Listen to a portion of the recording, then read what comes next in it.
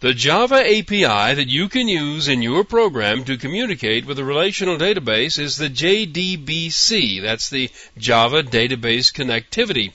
Once your program has made a connection with the database, it creates statement objects and uses them to communicate with the database.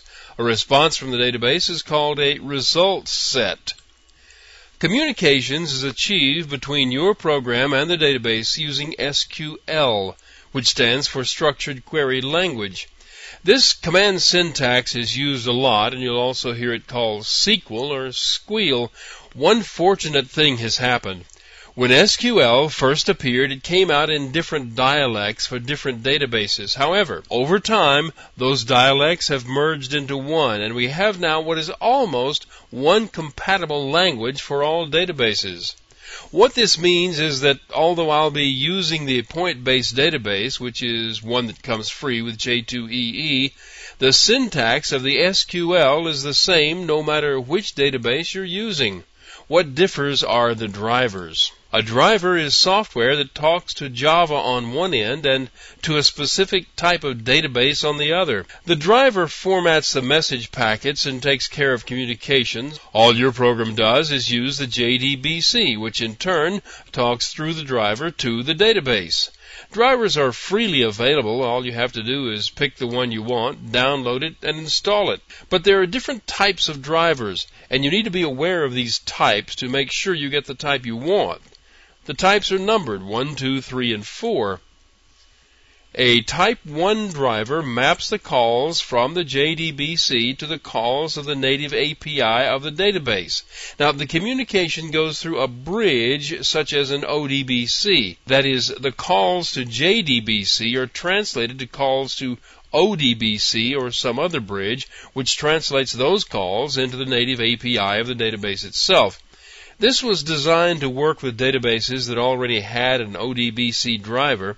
Sun's Java site states that Type 1 drivers should not be put into production.